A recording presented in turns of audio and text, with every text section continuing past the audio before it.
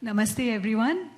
I'm thrilled and honored to be in conversation on 75 years of India's independence to celebrate the last girl, and that too with NGOs who are part of the constructive action in the struggle against sex trafficking.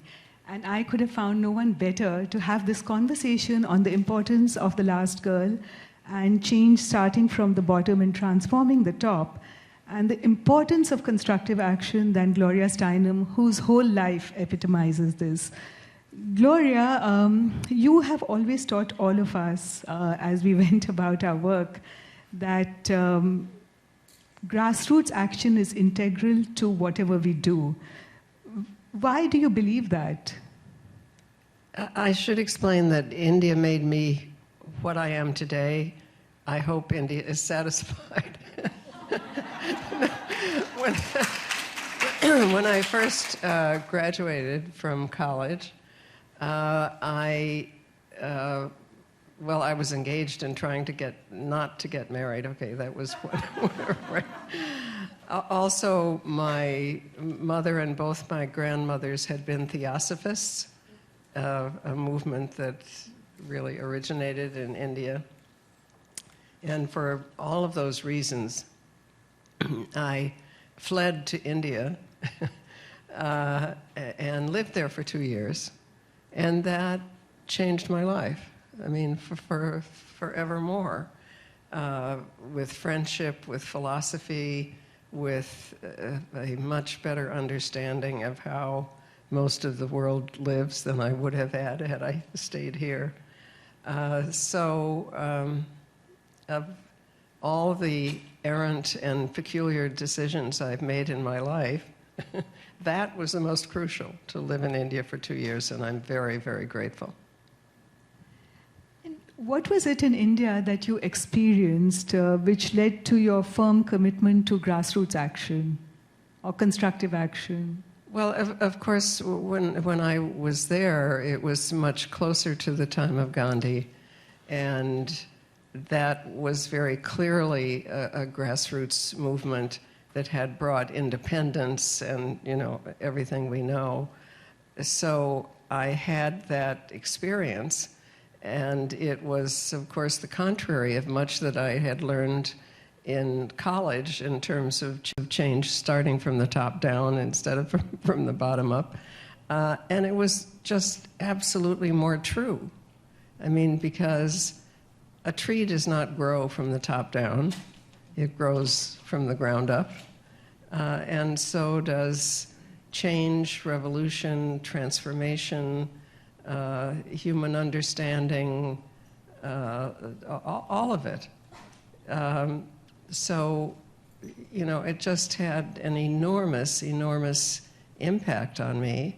And when I came home, of course, the civil rights movement here, which was also very inspired by the Gandhian movement in India, was going full force.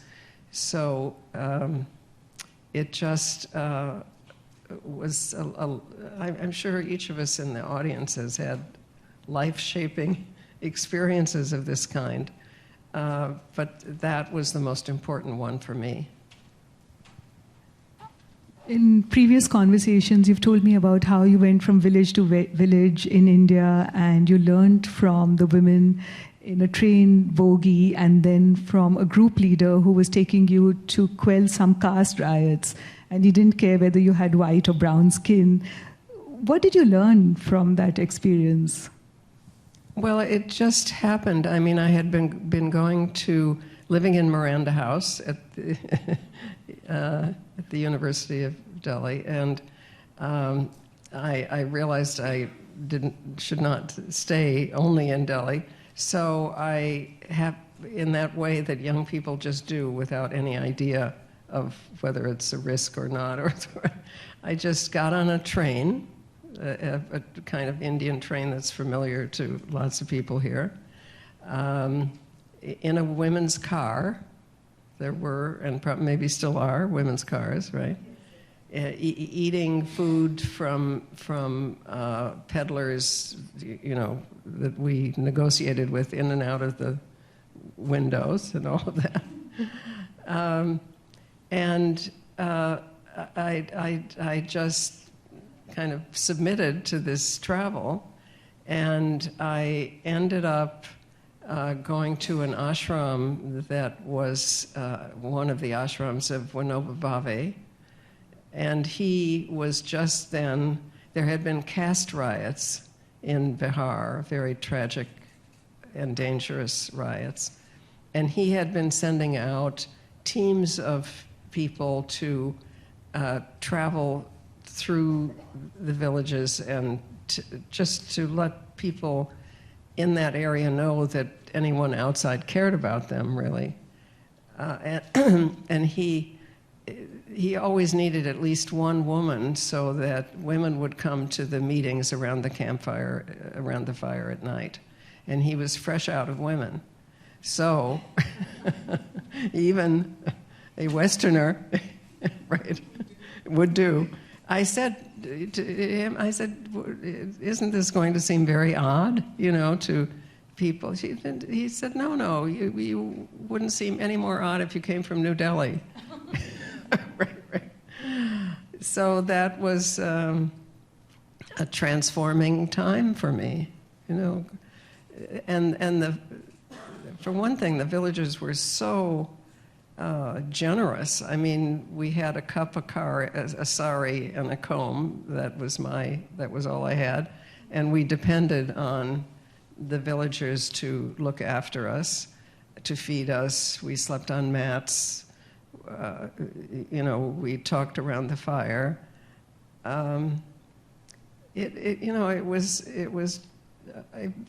I can't express how transforming it was, because I wish I could remember exactly the phrases, but as he said to me, as by way of encouragement, if you want to talk to the people, you have to listen to the people. If you want to understand the people, you have to live like the people. If it just was an organic, principled part of organizing. Very, very opposite from the top-down form. And you have often told me, as we march on the streets against the great injustices that we are seeing in our countries right now on race, on caste, on gender, and also authoritarianism in different forms, that civil disobedience must be matched with constructive action on the ground. And I want you to explain to so many activists who are in the room who are doing that why is it important to match civil disobedience with constructive action on the ground, which is community service? Well, civil disobedience is very important, but it's also negative. I mean, so it demands for balance a positive acts. Not only what do we not want, but what do we want, however small those things may be. What's an example? Okay, sitting in a circle. It's already very different, and I still do this in my living room, and probably a lot of you do too. When you're having meetings, to sit in a circle instead of at a boardroom table, which has a kind of hierarchical implication, and to assume that everyone is going to have a chance to speak and everyone is going to have a chance to listen. I mean, I thought I discovered this in India, but Wilma Mankiller, who was the chief of the Cherokee Nation here, once came to a meeting in my living room, and she said, oh, well, when we do it, we pass around a talking stick so that everyone has a chance to speak, and everyone, I mean, this is universal, I think, of original cultures. But how do we tackle the growing erosion of democracy, or even the rising authoritarianism and fascism that we can see in so many of our countries, just with constructive action, because if I'm at the grassroots and trying to get a woman or a child to school, or a woman to get linked to a bank account, and in the meantime the entitlements like low-cost food and housing which the government had created for her are being cancelled, then how can I do any of that constructive action? Isn't it better just then to march on the streets and yell against the government? Yes, no, it is. But marching against the government is very important, especially if Trump is in office. Right. But it is not an immediate change. Courtesy of all of this and living in India, I remember saying to myself, I live on 73rd Street, right? So I thought, okay, how can I do it here? Well, how about talking to the first person you see after you leave your door? So the first person I saw was my mailman. He turned out to be the political boss of Queens. He became, a great colleague in political organizing. I mean, just, to take a chance on it and see what happens. Yes. And what are the tips that the feminist movement could give to all the people who are now trying to stand up to authoritarianism, which has raised its ugly head both in America and in India? In America, of course, it rests on racism, and in India on casteism, and both are, of course, based on us normalizing hierarchy at home, because it's at home when we are born, we realize that it's all right for one class of human beings to order and one to obey. And we normalize hierarchy when we go out into the world and keep trying to replicate it, thinking it's normal. So gender is the one which digs a trench into our brain, into which all other hierarchies fall of race and caste. And then we choose a head of the state who's like the head of the family, who's bossy, right or wrong, and continue. So how can we tackle this?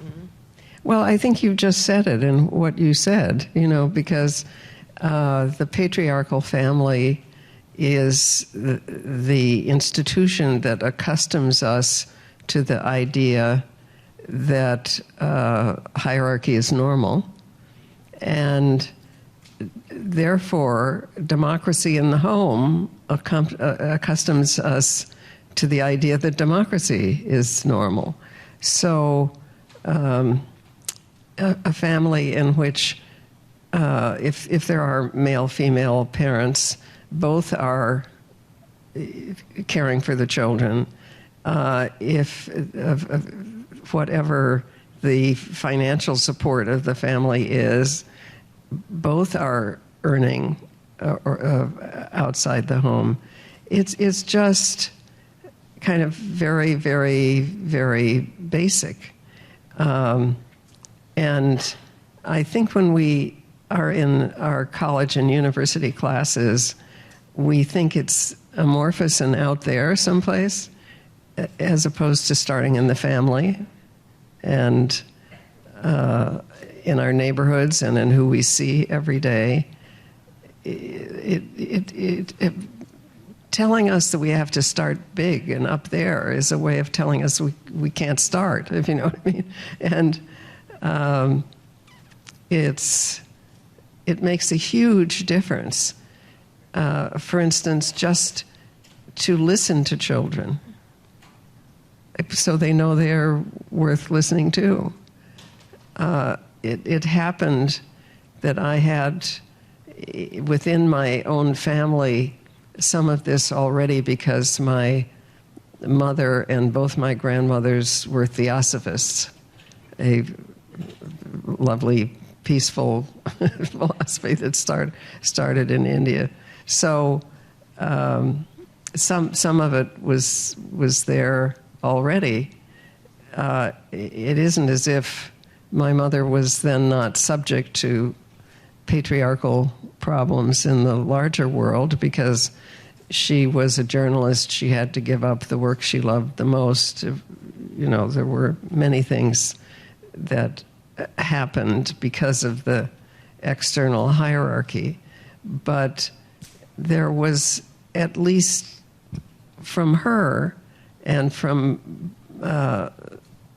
my grandmother, who was my paternal grandmother, who was also a theosophist, this idea that democracy is organic and listening to each other. I mean, only listening to kids tells them they have something to say. I don't know if this will impress you or not, but I remember saying when I was very little, and I asked my father for a nickel or a dime or a quarter or something, and he said to me, "What for?" And I said, "You can give it to me or not give it to me, but you can't ask me what it's for." And to his credit, he said, "That's right." And he gave it. So, you know, I don't know how old I was, 5 or something like that.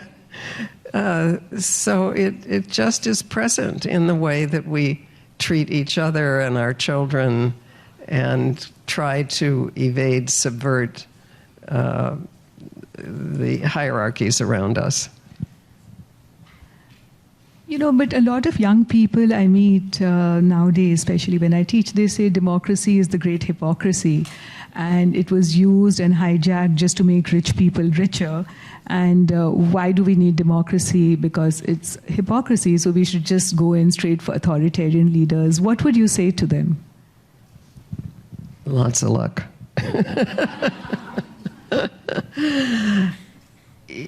No, I mean, it isn't as if we are perfectly practicing democracy. It's something we work on every day in terms of listening to each other with respect and conferring on others the basic rights that we ourselves desire and need. It's not a perfection. It's a way of life, and it is that on which, I mean, when this country did not listen or allow to vote the people of color in this country, it was so not a democracy. It still isn't. There is still a lot of discrimination based on race, on gender, on class. But hopefully we are moving, yearning toward treating other people as we would like to be treated. My last question, what does freedom mean to you? Oh, what a question. This is... That's the last one. What kind of question is that? What does freedom mean to me?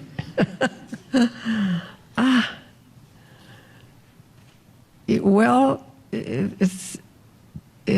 I mean, it's not just individual, because we are communal.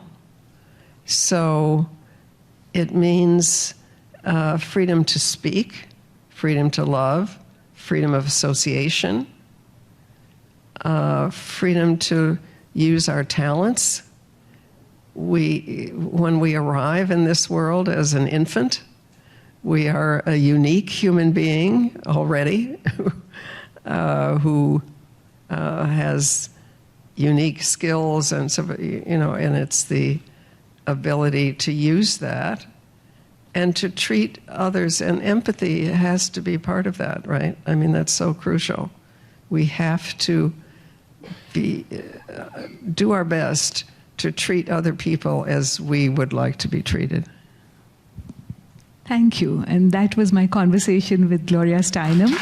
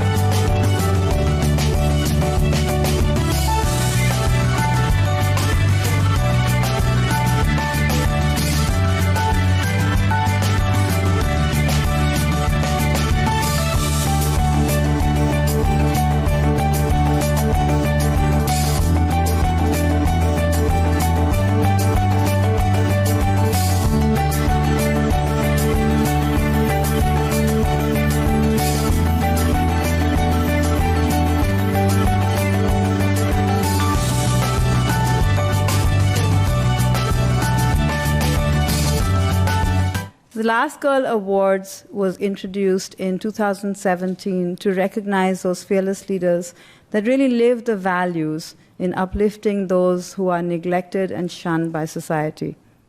The global leaders that we select are those who share this vision and apply their resources, time, money, skills, and network to stand by the last girl with courage, passion, and commitments. This year's awards will mark 75 years of India's independence with Gandhi's voice to recall the face of the poorest and the weakest man or woman who you may have seen, and ask yourself if the step you contemplate is going to be of any use to him or her.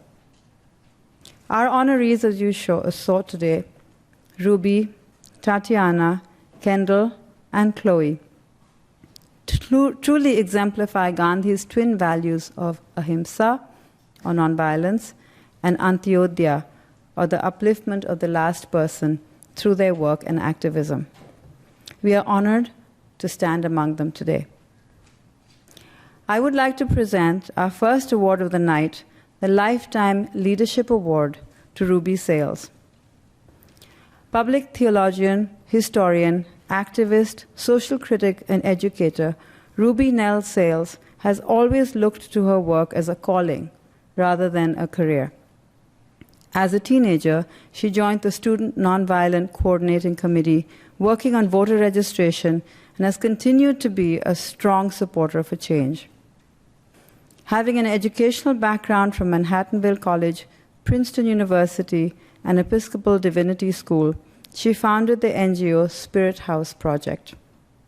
Teaching at colleges like Morehouse, honored at the Smithsonian Museum of African American History and Culture, speaking at TED on the pains of racial division, and organizing events for racial justice, urgently signifies Ruby's leadership aim towards advancing democracy and nurturing hope. On a personal level, I met Ruby several years ago at an event, and there was a spark. I can't explain it, but we knew we were destined to be in each other's company.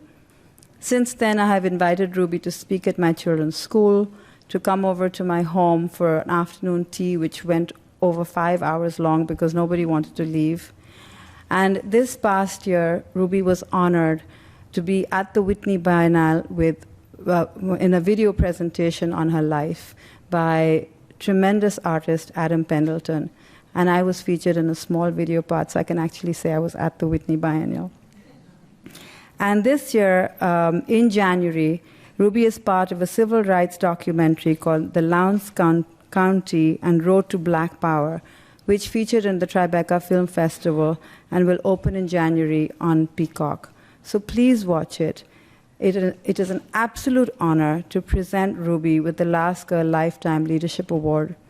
Ruby can't be with us today in person, but her dear friend Nancy Talbot is here to accept on her behalf, and I invite Nancy to share some words with us.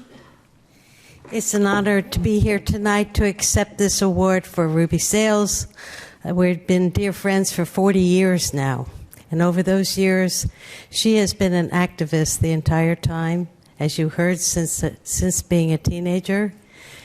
And she's worked for all people, social justice for all people, but also in particular for women. She has held events such as Stop the War on Our Children, where she brought mothers to Washington, D.C., whose sons and daughters had been killed by the police. She started a database called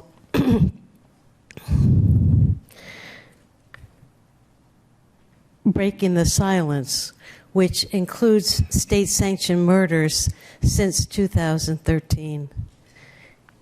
All her time as an activist, she has frequently referred to Gandhi as a guiding light, because at the heart of the SNCC movement and the heart of what she calls the Southern Freedom Movement, which was really a movement for freedom beyond a movement for civil rights,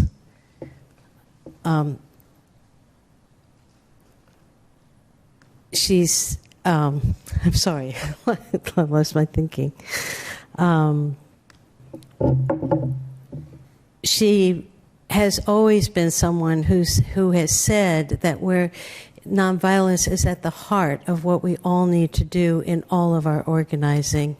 It's also an honor to be here tonight because my father, Phillips Talbot, was a former president of the Asia Society. He was the one who moved the Asia Society from a small place on East 64th Street and had this building built, and this beautiful building we're in. He knew Gandhi. He visited him in his ashram. He walked with him in Noakhali. He met with him 6 weeks before his assassination, at which time he asked Gandhi what he saw. And Gandhi said, "I just see darkness all around me." He was very depressed, and my father always felt that he knew that his end was coming. But my father was also part of that movement of trying to tell the world what was happening. He was in meetings with Jinnah and Nehru and Patel, and in the Indian National Congress meetings, the All-Muslim League meetings. And he was always talked about Gandhi in terms of someone who was willing to take the time with people, to listen, and also to talk with people. And he was always amazed that after a time of a prayer service, Gandhi would sit and talk with the journalists who were always there, trying to hang on every word, to just listen so that Gandhi could tell the world what they were trying to do in India. So this is a very special evening, and I'm very proud to receive this award for Ruby Sales. Thank you. I am deeply moved and deeply honored, Ruchira, to be a part of this great work that your community, that the international community, that you're spearheading, are beginning to look at the question of women's bodies as sacred and not as commodities, to be peddled and to be sold. And as an African American, your work takes on deep meaning to me, because as I look at the whole question of sex trafficking, I'm deeply concerned about the relationship between the fallout of colonialism and oppression and the destruction of relationships, and how this has impacted women, put women in very vulnerable positions, where a tradition of commodification and the degradation of women's bodies continue. So I just want to applaud you for doing this work. And in today's world, where we're all trying to be more than just disposable waste that exists for other people's pleasure. So thank you again for this work. Thank you for your caring, and it is a great, great honor and a great pleasure to count myself as part of this great international congregation of women who are saying not anymore, not now, not on our time. Thank you.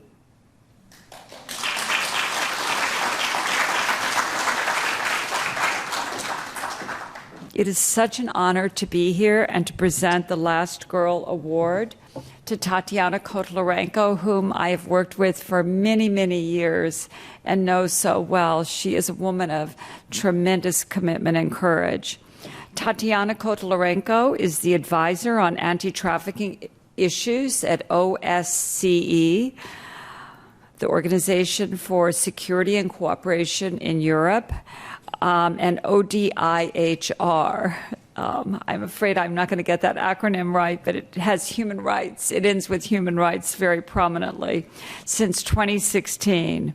She worked on the very influential, important second edition of the national referral mechanisms, joining efforts to protect the rights of trafficked persons, a practical handbook, and addressing emerging human trafficking trends and consequences of the COVID-19 pandemic, as well as providing technical support and capacity building to combat trafficking in human beings to OSCE participating states. I had the tremendous privilege of attending one of those early meetings, preparing the national referral mechanisms document in Warsaw, Poland, where Tatiana is based. In response to the ongoing armed conflict in Ukraine, which especially impacts women and children, as we know, Tatiana is conducting rapid assessment missions and providing recommendations to countries on how to prevent and address trafficking of Ukrainian women and children. Tatiana is making frequent trips into Ukraine from her base in Warsaw, Poland, to provide assistance to the most vulnerable populations, especially women and girls at risk of trafficking. So I have this wonderful award, and Tatiana cannot be here this evening. She is, to the best of my understanding, back in Poland, but I believe she has a message for all of us. It is a particular honor today to receive this award from Apne Aap International, and especially from Gloria Steinem, who has been a true hero for me and has inspired my work since on this issue since I was, really a teenager. This award goes to the courage and the resilience of survivor leaders who have taught me everything that I know about sex trafficking and how to actually go about, changing this. This also goes to my mentors, my support group and cheerleaders, the radical feminist movement. And especially actually my friend Liz, who's no longer with us today, who was herself a survivor of sex trafficking and who has taught me for many, many years what it means to actually live through such experiences and its impact on any person. I would like to also thank my family, my parents and my sister who are there with you today, my husband and my children, especially my 5 daughters for whom I'm also committed to fight this fight because I want a better world for all girls. So thank you very much. And once again, I want you to cheer for the survivor leaders that are there with you today, because their courage and their fight against trafficking, is what's what encourages and leads the way for us every day. And just on one last thought, I came to U.S. as a refugee girl. The level of vulnerability all across was so significant. And I've seen many such girls actually fall prey to trafficking right there in New York. I could have also when I was 15 and just got lucky. So let's all fight together this fight to make this world free from sex trafficking for all the women and girls that surround us every day, and for all other women and girls who do not have a voice to fight. Let's be their voice. Thank you. And a wonderful development. Tatiana's sister, Svetlana Kotlyarenko, is here to accept the award on behalf of Tatiana, and I believe to speak with us for a few minutes. Tatiana said it all, but I'd like to say what an honor and privilege it is to accept this award on her behalf.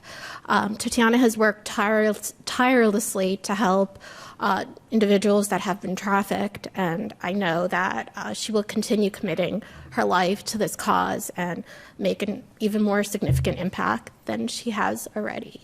And my family and I are extremely proud of all her accomplishments. And I know that she would have loved to be here in person, but she couldn't make it. She's currently in Warsaw, Poland. So thank you.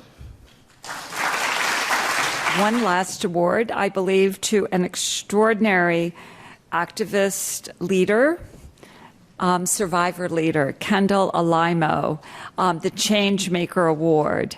International activist, professionally trained artist, educator. Having survived child trafficking and re-exploitation, Kendall Alaimo has continuously worked to advocate for the innovation of ethical clinical care for complex trauma survivors, so urgently needed. During her address at the 2021 United Nations General Assembly high-level meeting on combating trafficking in persons, she stated, let's come together, let's work together, and let's bring these survivors home. Kendall Alaimo initiated the global hashtag Seats for Survivors campaign, where red seats were gifted to institutions and individuals to underscore the significance of survivor seats in all spaces for true social inclusion. Combating the dehumanization and commodification of humans is the mission of Kendall and her organization, which is underway at the Red Seat Foundation. It is such an honor to present this award to Kendall Alaimo. I'm going to start off with this quote by my favorite female artist. Some of you might know her, Yaoji Kusama, and she states this: I wanted to start a revolution using art to build the type of society I myself envisioned. As mentioned, I am an artist and am known for using my iconic red seats. To me, these seats really symbolize the anti-trafficking movement overall and our collective commitment to ensuring the human rights of freedom for all across the globe. The seat was inspired by my own journey and my own pathway to my own freedom, being a survivor of child sex trafficking and reexploitation. I gift them to institutions, companies, and individuals who are doing incredible work in this space, including Ruchira Gupta as a recipient. We really urgently need these seats in so many spaces. Survivors don't nearly obtain freedom upon exit. They need psychological services, and I'm going to tell you where these seats are urgently needed around the globe, known as Seats for Survivors.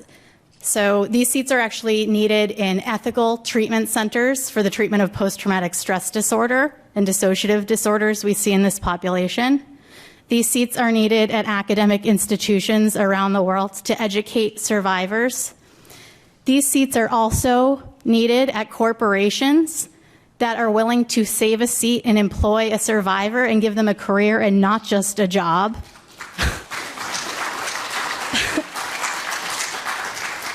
In a career that is both trauma-informed and, if needed, disability accessible. I've never said this publicly. I live with a disability.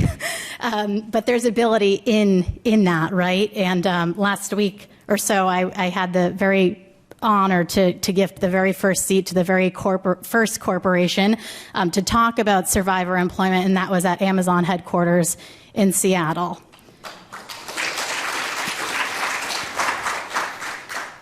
You know, I had a thought today many years ago, and I won't get into my quite long story, but I put on some sneakers and I ran around a university. And I was determined to get to school. And I told my friend Jen, I said, should I put on my sneakers and run in protest? She said, I don't know if that's a great idea. I said, I'm going to put them up, lace them, and I'm going to start running. Well, I never made it to school. And about 2 years ago, I was walking the lakefront in Chicago where I live, and I turned to my friend Terry and I said, Terry, should I send a seat to a university to start talking about this needed access? She says, I don't know, you can give it a go. And these seats have been sent around the world, around the country, to the Congo, in India, Germany, all around the United States, and it's really been wonderful. And I'm traditionally a painter and a visual 2D artist, but this has been a really nice performative project that's ongoing, and you can look up hashtag Seats for Survivors. But to me, it's really performative. In the color red, I chose to really symbolize life in blood and in the survivorship and what it takes to sustain life after you endure trafficking. And it was interesting, when I was here in New York last November at the United Nations, I got a message on my inbox from LinkedIn, and it was Ruchira Gupta.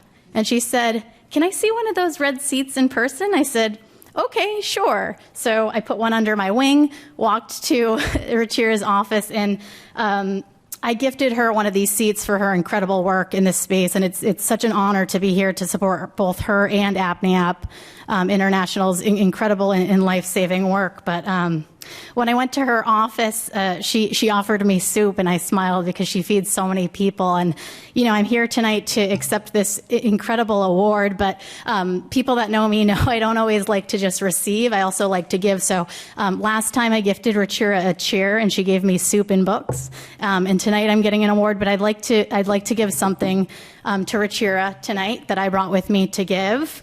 And we really can't underestimate art's ability to solve the world's most pressing problems. And when I went to visit Ruchira the first time, she said to me, Kendall, I've been an activist for many, many years, but I really want to embrace being an artist. And I said, that's funny, Ruchira.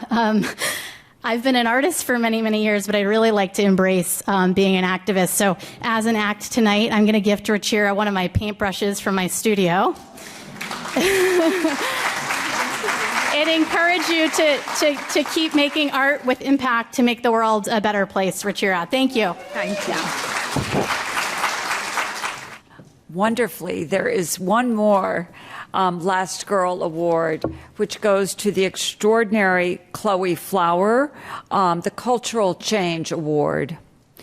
Chloe is an accomplished pianist, composer, and producer.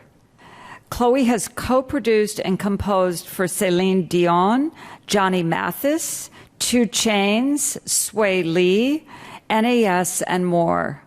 Additionally, she has scored Misty Copeland's documentary, A Ballerina's Tale, numerous works by Kevin Hart, including his newest streaming show, Heart to Heart, for NBC, and original compositions for Champagne House Krug.